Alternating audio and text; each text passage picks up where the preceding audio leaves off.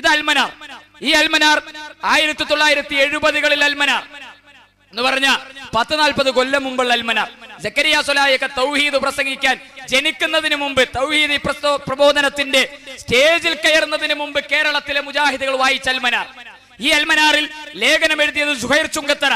ആ സുഹൈർ ചുങ്കത്തറ എഴുതിയ ലേഖനത്തിലെ ഒരു വരി ഞാനൊന്ന് വായിച്ചു തരാം.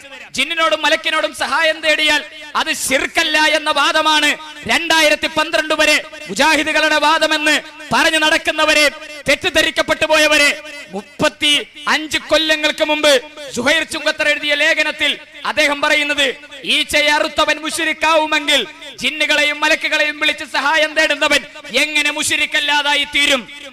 ഈച്ചയെ ബലിയെറുക്കുന്നവൻ മുശ്രിക്കാകുമെങ്കിൽ ജിന്നുകളെയും മലക്കുകളെയും വിളിച്ച് സഹായം തേടുന്നവൻ എങ്ങനെ മുശ്രിക്കല്ലാതായി തീരും? എന്നിട്ട് അടുത്ത വാചകം കേട്ടോ, തന്റെ ധനം സൂക്ഷിക്കാൻ ഭൗതിക കാര്യ, അപ്പുറത്തെ വീട്ടിൽ കൊണ്ട് 10,000 റുപ്യ കൊടുത്തിട്ട് ഇതൊന്ന് സൂക്ഷിക്കണേ എന്ന് പറയുന്നത് പോലെ ജിന്നെ ഈ പൈസ ഒന്ന് സൂക്ഷിക്കണേ, ഇത് അഭൗതിക കാര്യമല്ല, ഭൗതിക കാര്യം.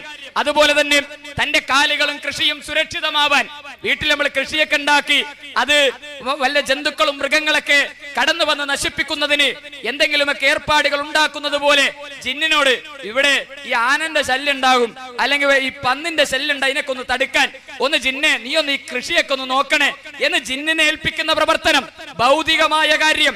അതുപോലെ അഭൗതിക കാര്യങ്ങളുമുണ്ട്. അതുപോലെ തന്നെ രോഗം ഭേദമാകാൻ ഇങ്ങനെയുള്ള ആളുകൾ എങ്ങനെ മുശ്രിക്കല്ലാതാവും? ഇവരൊക്കെയല്ലേ ഈച്ചയറുക്കുന്നവരെക്കാളും മുശ്രിക്കാവാൻ ഏറ്റവും അർഹർ? ഇവരൊക്കെയല്ലേ നരകത്തിൽ സുഖിക്കാൻ ഏറ്റവും അർഹർ? ധാരാ എഴുതിയത് സുഹൈർ മൗലവി.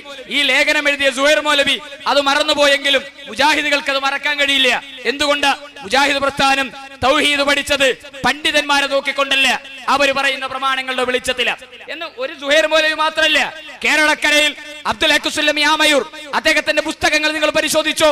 അതുപോലെ തന്നെ ഈ കേരളത്തിലെ മുജാഹിദുകൾ ഈ കാലഘട്ടം വരെ പറഞ്ഞ തൗഹീദി പ്രബോധനത്തിന്റെയും പ്രസംഗങ്ങൾക്കുമിടയിൽ 2012 സെപ്റ്റംബർ മാസം 8-ാം തീയതി മഞ്ചേരിയിലെ BP ഹാളിൽ സക്കരിയ സ്വലാഹി തന്റെ പിഴച്ച പ്രസംഗം ആരംഭിക്കുന്നതിന് മുമ്പ് കേരളത്തിലെ തൗഹീദ് മനസ്സിലാക്കിയ മുജാഹിദ് പണ്ഡിതന്മാർ ജിന്നുകളോടും മലക്കുകളെയും വിളിച്ച് സഹായം തേടുന്നത് ശിർക്കല്ല എന്ന ഒരു വാദം പ്രസംഗിക്കുന്നത് കേട്ടിട്ടുണ്ടായിരുന്നോ എന്ന ചോദ്യത്തിന് മുജാഹിദുകളോട് മറുപടി പറയേണ്ടതില്ല. നെഞ്ചത്ത് കൈവച്ച് രാത്രി കിടന്നുറങ്ങുമ്പോൾ പടച്ചറബിനോട് മറുപടി പറയണമെന്നാണ് തെറ്റിദ്ധരിച്ചു പോയ എന്റെ പ്രിയപ്പെട്ട സുഹൃത്തുക്കൾ ഈ സംസാരം ശ്രദ്ധിക്കുന്നുണ്ടെങ്കിൽ അവരോട് എനിക്ക് ഓർമ്മപ്പെടുത്താനുള്ളത്,